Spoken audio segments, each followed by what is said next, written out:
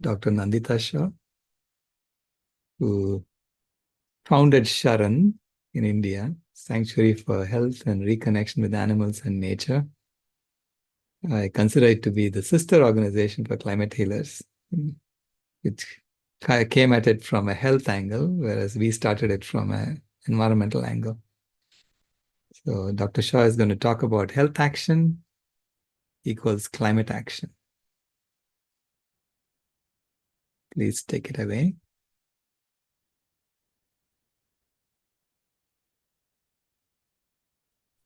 Hello, can you see me? Yes. Thank you, Dr. Sailesh Rao. And thank you, all of you at Climate Healers, for having me here.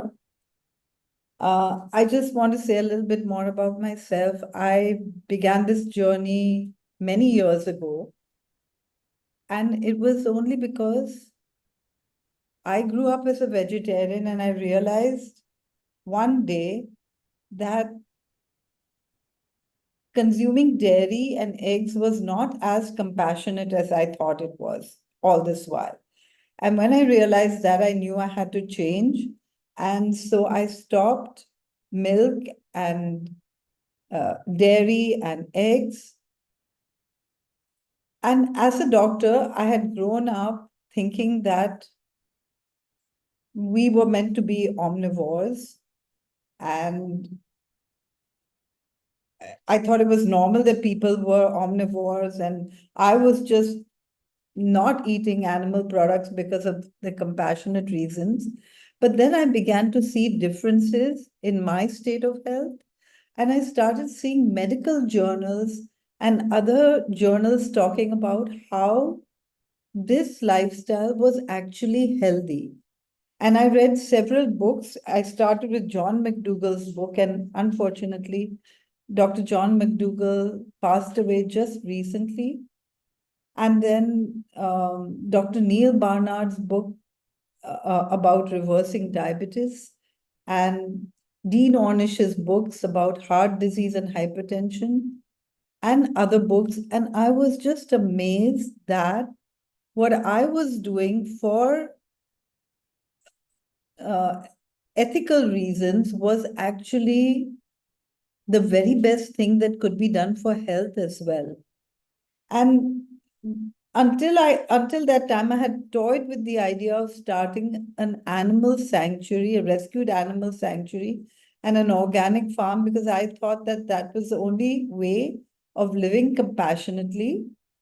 But then I realized that my credentials or my skills were as a doctor, and that I could help animals more by helping people prevent and reverse diseases by leaving animal products. And so my goal was at that time that I should help one person or inspire one person to shift to a plant-based diet, at least one person every day. And that grew. And now I'm sure we're inspiring a lot more people as an organization every single day with so many different events every day. So Sharan stands for Sanctuary for Health and Reconnection to Animals and Nature. And that's because I realized that I was disconnected when I lived in Mumbai from animals and nature. And when I moved to Auroville, which is in nature, where I live now, I moved into a little house, and the very same day, a cat moved in with me, and I started observing the cat, other animals in nature, and I started recognizing that animals in nature know how to be well. How is it that we don't? And what can I do to help people make lifestyle changes in order that they can be well again? And I started doing this with food because I think that the uh, biggest reason that people don't change is because they feel that they may be deprived of something. So I always used to serve as wonderful food as I could, so that people would actually say that this is the best food I've ever eaten. And that's how Sharan grew. Now, today's talk is about health action equals climate action. And I do believe that if we can switch to a plant-based diet for health, and if we can inspire other people, because many people are not interested in animals or other living beings or even the other human beings, but they are interested in themselves, and people are getting sicker day by day. And if so, if we can inspire them to make lifestyle changes so that they get well, I realize that as they get well, they make the connection and then they start talking about animals as well. Like when I started, one of my friends who was, or a couple, they both are doctors, and they switched to plant-based diet. And then my friend said that, everything changed for her because she started rescuing insects from the swimming pool. Insects that she would want to shoo away or stay away before from. And now she was, I mean, everything changed. So our state of mind is connected to what we eat, because as long as we're eating animals, we have to justify eating them. And so we can't make the connection. So I'm going to start my presentation.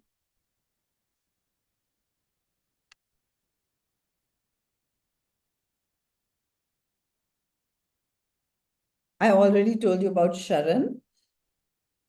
And I just want to start with what is the logic of a plant-based lifestyle? And I'm sure that many of you know about this, so I'm going to go really fast through this. But it's good from the health point of view to explain to other people. Like, I believe that all animals eat by instinct. And that's why cows eat grass, because instinctively they're attracted to grass, and lions to meat. And human beings, we aren't connected to our instincts. But if we were to just connect to our instincts right now, like imagine if you were on a farm or an orchard and you see fruits and vegetables ripe and ready, what do you feel like doing? Instinctively, we feel like picking them. This is our food. But if you see a chicken walk by, or a goat or a cow, our mouth doesn't water, and that's just because it's not our food. Who would salivate if they saw a chicken walk by? Maybe a fox or a dog, because a fox or a dog can pounce on the chicken, tear it apart, eat it whole. That means skin, bones, beak, claws, everything, and eat it raw. But we can't. But sometimes people do salivate when they see something like this, and that's just because of our conditioning.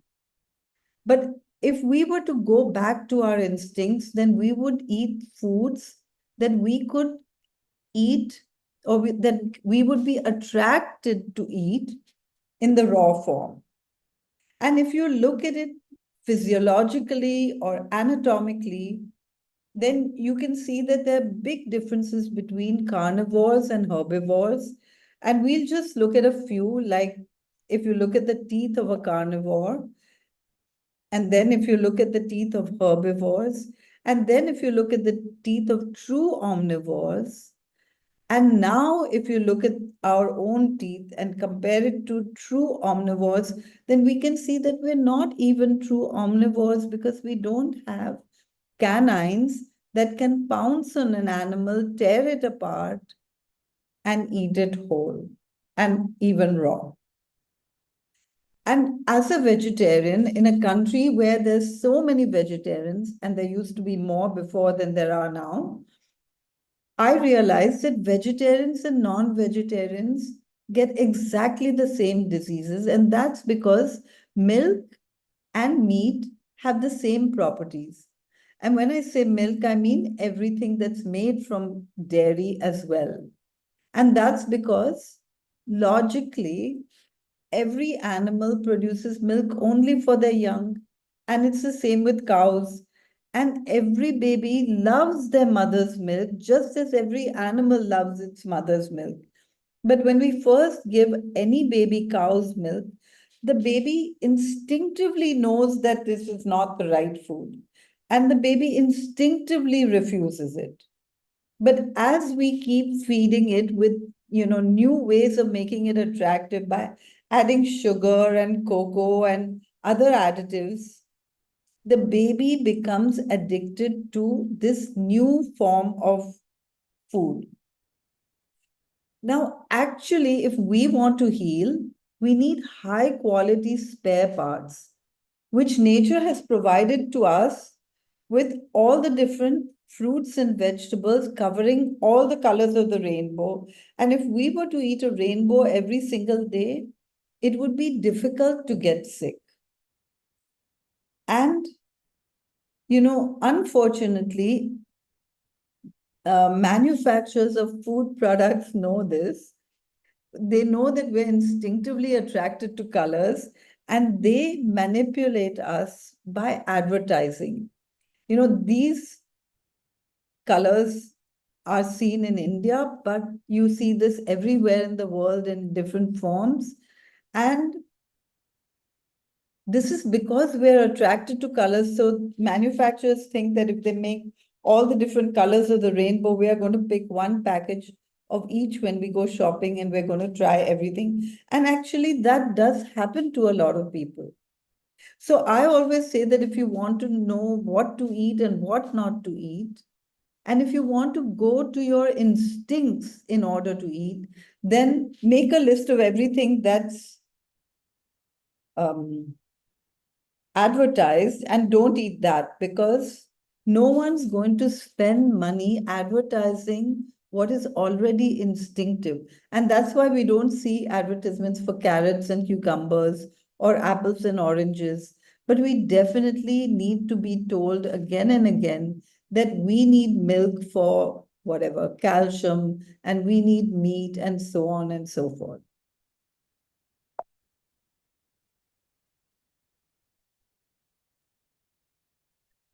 Every animal lives and eats according to its niche. And that's why we need everything that is on the planet in order to balance. The whole is in balance, but when we separate different parts of it, the balance breaks down. And this is what we have done over a period of time. So there's symbiosis everywhere. Symbiosis within the body, symbiosis outside the body. The human body actually contains trillions of microorganisms. That means 10 times more than our own cells are the number of microorganisms living within us and on top of us, on our skin and on our body. And we are all living in symbiosis. That means that experiments have been done where you put a human being in in a place which is absolutely sanitized, and the human being cannot survive. We survive because of all these other little microorganisms. And so we also live in symbiosis, which is why antibiotics are so harmful and should not be used except in emergencies. And that's also why after taking antibiotics, you don't feel good. Often, doctors give us probiotics after antibiotics, and probiotics are actually microorganisms. But it's not that easy to solve the problem of antibiotics just by taking probiotics, because the microorganisms within our body, within our gut, our microbiome is actually different colonies of different types of bacteria that are in perfect balance. And when we just take probiotics of certain bacteria, we're still not in balance. Actually, long term taking probiotics can harm our microbial flora. Now, all those microorganisms survive in our gut on fiber, and only plants contain fiber. There's no fiber in animal products. But there's also less or no fiber if the plant foods are refined, like fruit juice or sugar or oil or white rice or white flour or even peeling vegetables and fruits that we can't peel with our bare hands. These are, we should try and eat everything as whole as possible so that we have the fiber. And the fiber has several functions in our body. The fiber cleans our digestive tract, it actually acts like a broom, and stool is made up of fiber. And then the fiber is the food for the microbiome, but the fiber also holds on to extra fat and sugar and doesn't allow our blood sugars to go up or doesn't allow us to get high blood pressure. So the human body also contains different systems that work in perfect harmony so that we don't even recognize that they're working. Like our respiratory system, our musculoskeletal system, our digestive system, our circulatory system, our neuroendocrine system, all working in perfect harmony all the time without our knowledge. And the balance in our body and the balance outside our body, if everything was whole and in balance, we wouldn't have the problems that we're facing today. But we're upsetting the balance within our body and we're upsetting the balance within our home, which is our planet. And we all depend on each other. Like, for example, a world without bees would be a world with very few plants. Or a world without plants and animals would be a world without food. Or, I mean, a world without human beings could be something quite different. But each and every animal has its niche. And when we upset the balance, we're upsetting everything. So we are all connected. All of us human beings, all of us animals, plants, every living creature, and even non-living creatures, we're connected.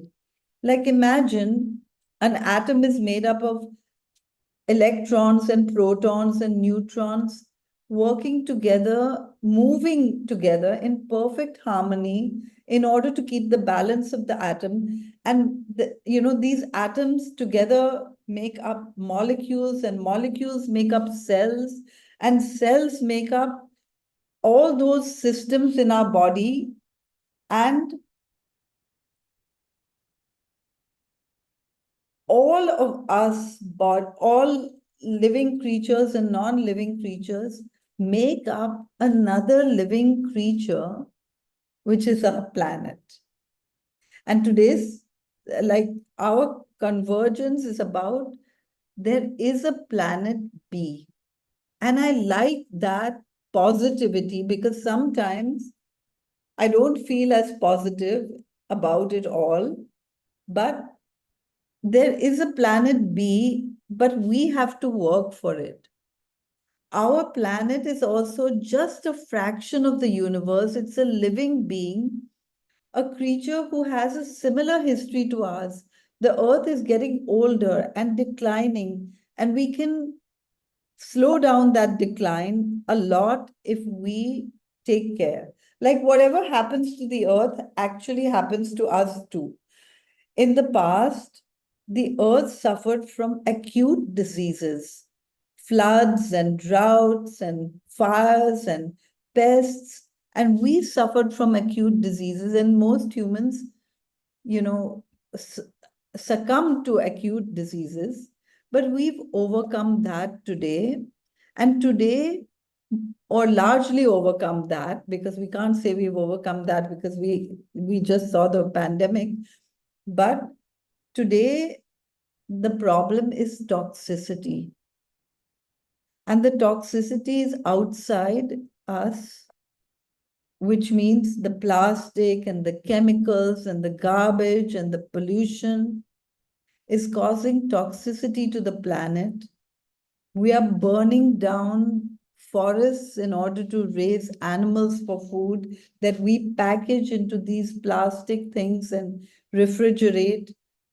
And the earth's circulation is damaged, the earth's lungs are damaged, as we saw just the slide before. The circulation is damaged because, the waterways are blocked and are getting narrower, and some are even bloating because the water can't be absorbed because there's plastic everywhere. And the earth, which used to break down the toxins, cannot break down the toxins at the rate at which we're throwing it upon her. So these are photographs that I took close to the area where I live, where people are just dumping plastic into the environment because there's actually no other place for it to go. I mean, it has to, if we keep producing this plastic, it has to go somewhere.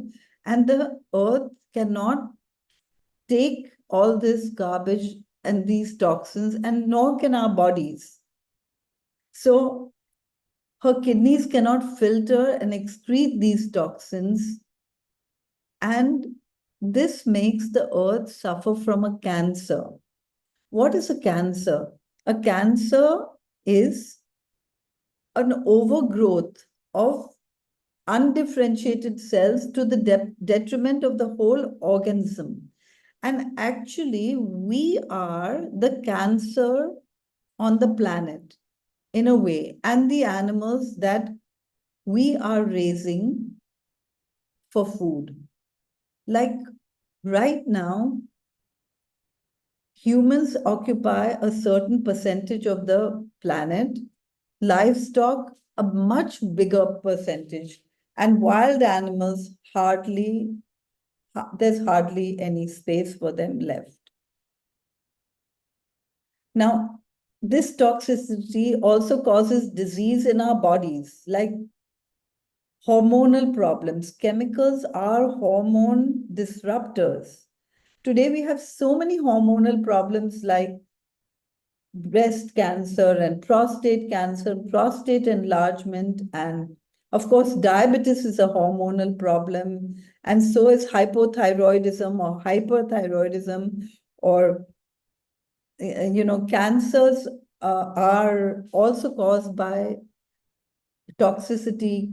Chemicals are carcinogens, and there are other toxic factors too.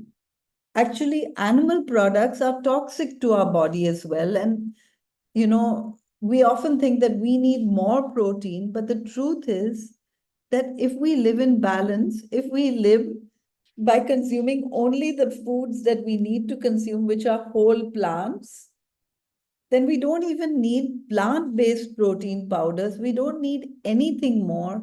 Excess protein is causing toxicity. Excess protein causes kidney disease. Excess protein causes cancer. Protein is the food for growth and repair. Cancer is a growth, and excess protein is connected. Of course, everyone knows that in kidney disease, protein is restricted because protein, and especially animal protein, is toxic to kidneys. Hypertension too, it's the fat here. It's the fat from processed plants as well as animals. Animal foods are full of fats. You boil any animal product, milk included, and you get fat on top. And heart disease, and only animal products contain cholesterol. There's no cholesterol in plants. So this toxicity causes all these diseases, diabetes and infertility, which is a hormonal problem, and autoimmune diseases that we are facing today, and obesity. And the good news is even dementia. And the good news is that these diseases can be prevented and reversed with exactly the same changes that can protect our planet.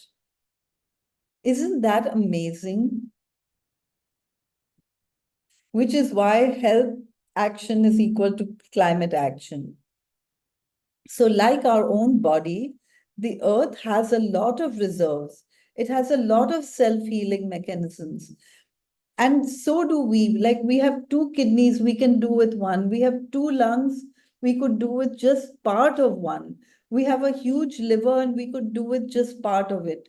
Until our arteries are 70% blocked, we don't face challenges, but we manage to go beyond all our reserves and get sick these days. So these reserves are not limited either in our body or on the planet. And so it's time that we all take action. I'm going to skip this just for the interest of time, but this is a video about a couple who bought 300 acres of land that were just um, rice fields that had been left to do nothing. They were just barren land. And nature regenerated it into a forest so much so that animals came back. Wild animals like elephants and tigers and all of that. This was in India. Now, today, we have the current population on our planet is over 8 billion. And that sounds like a lot. It truly is because, we are out of balance. It's a planet out of balance. But to add to that, we are raising and slaughtering 92 billion land animals every year for food. Sorry. So this is more than 10 times the number of human beings. We're raising animals to feed them, which is madness. And these are slaughtered every year for food. Now, the living beings occupying the earth, 60% are livestock, 36% human beings, and 4% wildlife. That it should just be the other way around. 60% should be left to wildlife. And so there's a lot of changes that we have to do by stopping eating animals. Because this is making us sick, but it's also giving the planet a fever. The temperatures are rising everywhere, every year. So the test for symbiosis is whatever I'm doing, is this beneficial for me and everyone else on the planet? Does it harm anyone else or anything? And of course, eating animals harms not just us, but the animals and the planet, which is why we need to change as fast as we possibly can as a species. We have no choice but to reconnect. And there's one more issue that's coming up, and that's stress, anxiety, and depression. Like there's so much of it because, I think it's very like when we see what's happening in the world, it's overwhelming. We don't know what to do. And we often don't know what we are doing. And the only thing I can say is that we experience emotions through hormones. Hormones, like when we're stressed, we produce adrenaline and cortisol. And when we're happy, we produce serotonin and dopamine. And all these 92 billion land animals, and I don't even know how to count the sea animals, but all these billions of animals that we are harming, they have emotions just like we do, and they produce the same hormones. So when we consume animals, we are consuming their stress hormones. And this is raising levels of stress on our planet. And it's almost become a vicious cycle because when we're stressed, we go for comfort foods, and comfort foods make us sicker, and it just goes on. So we really have to step out of this cycle. If you think of all these animals and just imagine what it feels like to be in their place. Imagine that these animals are going into our food system and making people stressed and depressed and anxious. And I'm seeing these patients every day. And, every year it's becoming harder to heal people because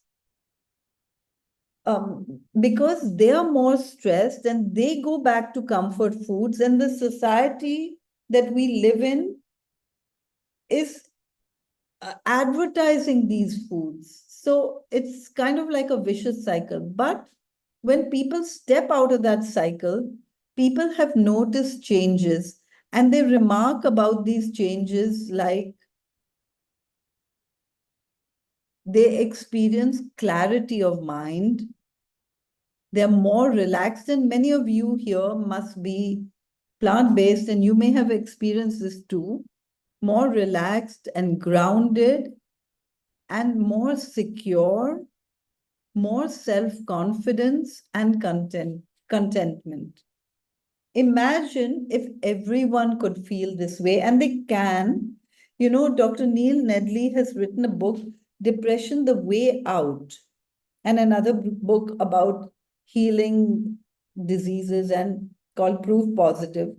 And he actually conducts 14-day retreats helping people shift out of depression through a plant-based diet. And I think that's just so amazing.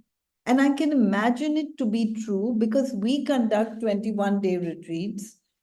And our goal in those 21-day retreats is to help people shift out of any disease that they have.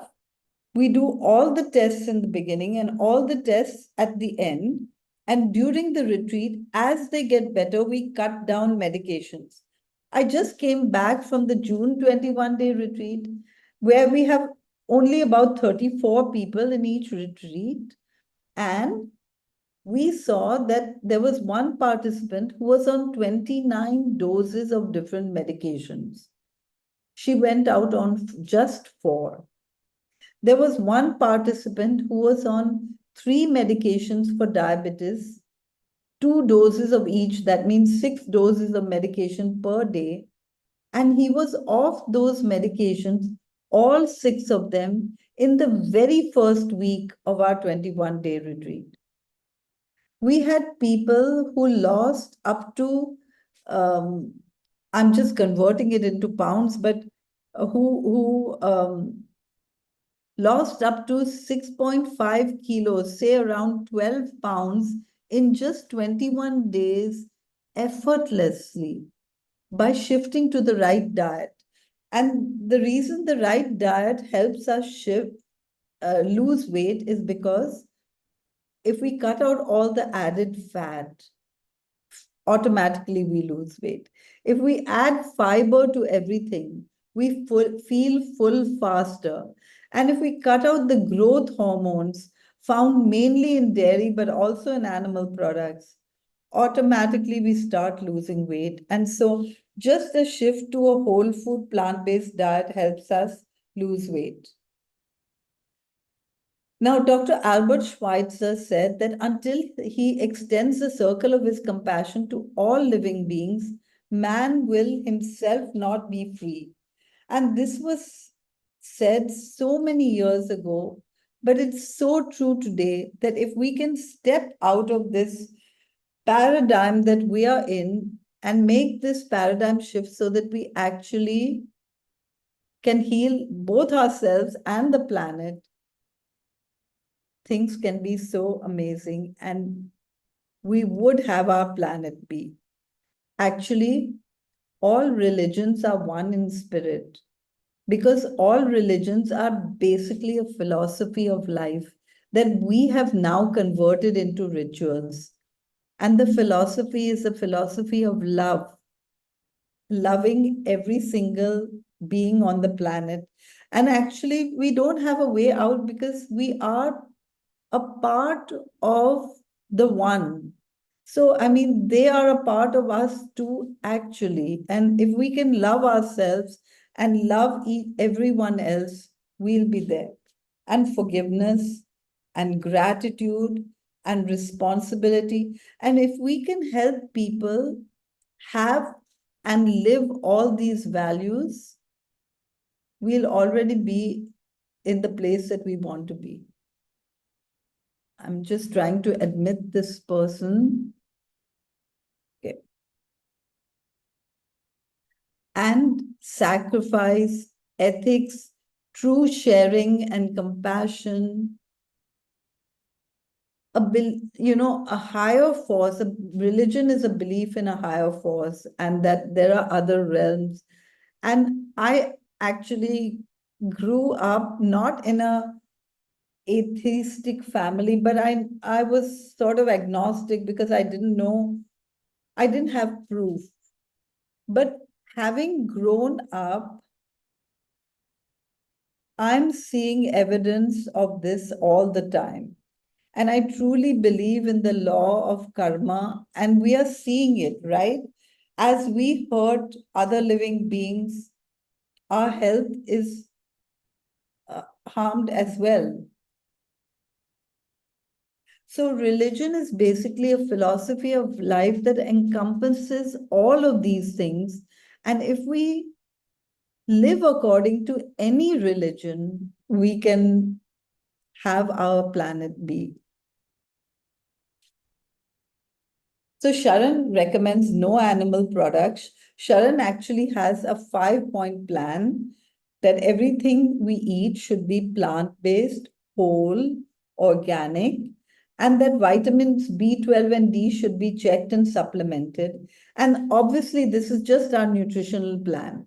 That doesn't mean that we don't consider other lifestyle factors like rest at the right time and plenty of water and fresh air and sunshine and an attitude of love and gratitude and so on. But Sharon recommends no animal products because it's not our food, because instinctively we're not attracted to it. It contains excess fat and cholesterol, which makes us sick. There's no fiber in animal products, and we need fiber not just for our own bodies, but for our microbiome, as we saw. The excess proteins actually cause more harm than good. Of course, animal products have spread pandemics, and we've seen that in the recent past. They're ecologically harmful because the livestock take up so much of the earth, land, and water and resources. Of course, it's bad for the animals. It's psychologically harmful, as we saw, and spiritually, it doesn't fit. So, what we offer to help people switch to a plant-based lifestyle, and we have a team of doctors and nutritionists and facilitators who offer all these things. We have a website that I'll take you through very quickly shortly, and a YouTube channel with information on different health aspects. Like we have a talk on diabetes and hypertension, but we also have loads of testimonials so that you can see evidence that this can be reversed. And then we have publications under our resources section where you can get free publications. There's a recipe book and a Sharon Healthy Living book, which are really good and helpful. And then we have health talks and cooking classes and online consultations by our team of doctors and nutritionists to help anyone, anywhere in the world get well. And we have these retreats. We have the 21-day retreat. These are in India. But we've had so many people coming from all over the world for our retreats every year. And I do believe that what we offer is world class, and it's even at a cost that is worthwhile, whether you come from the US or from India, because if you convert it to US dollars, you'll find that it's reasonable. And we also have training programs for consultations and for doctors and nutritionists, and a facilitator training program for talks and cooking classes, people who want to help people. These are a few images of our 21-day health retreat and some of the food that we serve there. We always serve a rainbow every day. And I believe that by making one choice of what we eat, we can stop water pollution, increase forests, and feed every living being and heal the planet. And we are at a crisis point where we can choose which way we want to go. The major cause of climate change is on our plate, and we can change it right now. So I want to thank you for listening. I'm going to stop my share, and I'd be happy to take questions now, if that's a good time. Does anyone have any questions? Yeah, there's a question that came in the chat. So would you like to address the the effect of toxic thinking on the planet? Yeah. So, what I'd like to say is that when we look at anything, we think about what is the cause of it. So let me explain this a little more. If someone has, say, hypertension or diabetes or any disease, and that includes toxic thinking, if someone has any disease, medicines never cure. We've already seen that. Like someone takes medicine for diabetes, and over a period of time, the medicines spiral upwards. Someone takes medicine for hypertension, and it's the same. And the only way that we can cure something is understand the cause of it and remove it. So if we are helping people reverse any disease, we are thinking, what is the cause of that disease? For example, when we have diabetes and we go to the doctor tells us to cut down sugar and cut down carbohydrates. And nobody gets well that way because sugar is not the cause of diabetes. High blood sugar is the result of diabetes, and medicines and conventional medical thinking only works on removing symptoms. But we are going to remove the problem, which means understanding the cause and removing it. And so if we have to remove toxic thinking, we have to understand the cause of toxic thinking and removing it. And I think that one of the main problems of our time is the excess of choice in everything, whether it's food or shopping or, everything is in excess. And there's too much choice, so people don't even know what they want. And that's why they're never happy. Like before, you could be happy if you got all your needs met, but now needs is taken for granted by most people. And we are looking for something that we don't know what we're looking for, and that's the cause of toxic thinking. So if we can address the cause, like in our 21-day health retreat, we also have a counselor and we address the psychological causes of disease, because I believe that most diseases also have psychological causes. And somehow we're trapped in this planet and this paradigm, and it takes effort to step out of it. But once you step out of it, you see things so clearly that you can't get back into it. And does that answer that question to some extent? Yeah, I think the question was probably about. Okay, I got an answer, and that's yes. Thank you. So yes, that's good. Okay, I haven't been looking at the chat while I was speaking because you can't see the chat then. So no, don't worry about it. Other questions? Yeah. The other question was about, I think she withdrew the question. Okay. It was about vegetables needing bees. Vegetables needing bees. Okay. Yeah, bees, and having to raise bees just to go and pollinate vegetable crops and so on. Oh, okay. Yeah. There are, when we do monocultures, Yes. Yes, and monoculture is also something which is like a cancer, right? Because right, it's too much of one out of proportion and you lose the whole balance. If plants live in um, non-monoculture and polyculture, like in a forest, you don't need pesticides, you don't need herbicides because, the no one predator can multiply because there's so many different plants that, right, each predator has its own niche and thing. So it's the balance, it's the niche, it's the all these creatures together that are right. somebody's raising a hand, Dakota. Dakota? Would you like to speak Yeah, or type your think they question? will. Yeah.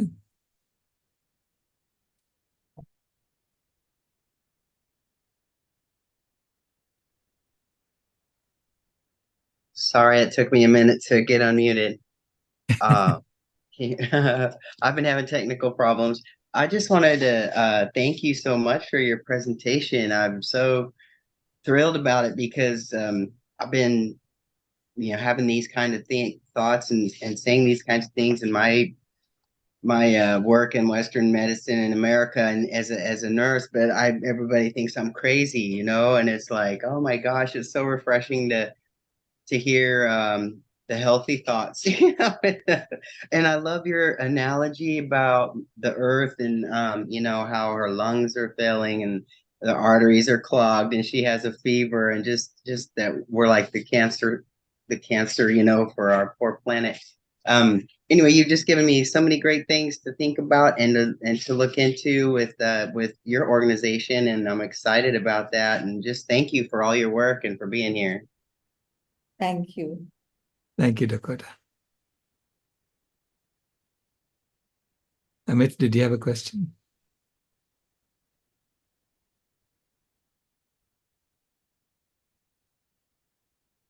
Amit, you're muted. Yeah, yeah. I didn't have the permission.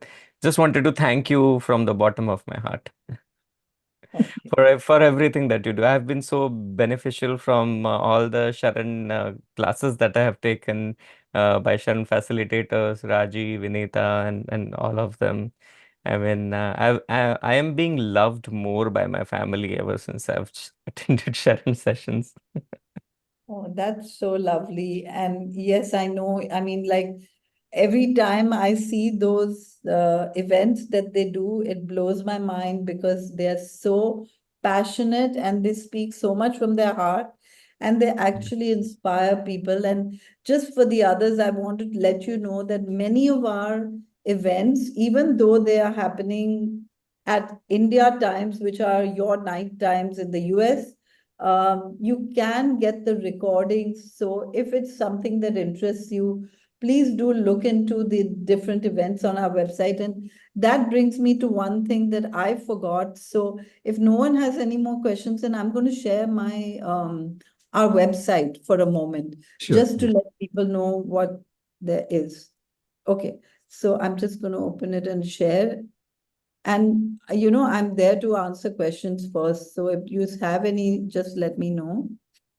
So I want to tell you that like we do have consultations and we have doctor consultations and nutritionist consultations, and we have a counselor. And all our consultants are totally 100% whole food plant-based. I mean, nobody could be 100% whole food. Maybe they have a little bit of non-whole food here and there, but 90% whole food, 100% plant-based, and they always try to be organic. And so uh, they've themselves seen the immense benefits. They've seen it in so many of their patients. And I have to say that some of the doctors, they could be earning so much more elsewhere, but they are committed because of their ethics. And I really appreciate that. We have over 600 recipes on our website just for you to view and try out, and some of them are really, actually all of them are really amazing. And then we have these whole sets of events that you can join. So we have like long-term group events that are online, and we also have cooking classes and book readings and all kinds of things to help. And the best part of doing an event in a group is that you're speaking to other people who have seen the benefits. And so that's very inspiring as well. And we have an FAQ section. Don't miss that. We have a lot of information here. And we also have the resources section that I spoke to you about earlier. And there, what is important for you is the publication section, because you can download some free publications as well. Okay, so you can get a free copy and so on. So that's it. I just want to mention, and I won't go into it, I do want to mention our YouTube channel that you can go to just from our homepage.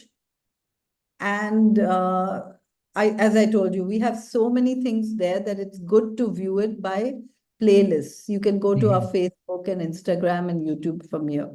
I'm going to stop the share and go back to questions because I saw some hands go up. Yeah, below.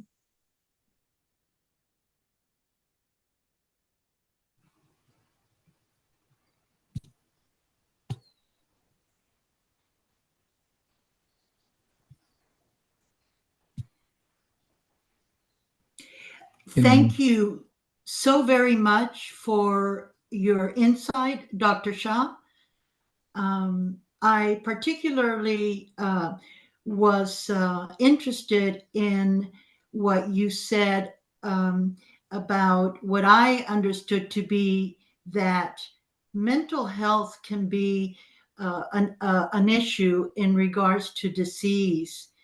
And I haven't heard much of that in the past, but certainly as we improve our mental state, then we more likely are less likely to pursue unhealthy behaviors in regards to food. And so I just wanted to make that comment. And again, thank you for all that you are sharing. This is so helpful to me. Thank you, Dr. Shah. Thank you, Willow. Thank you, Villa.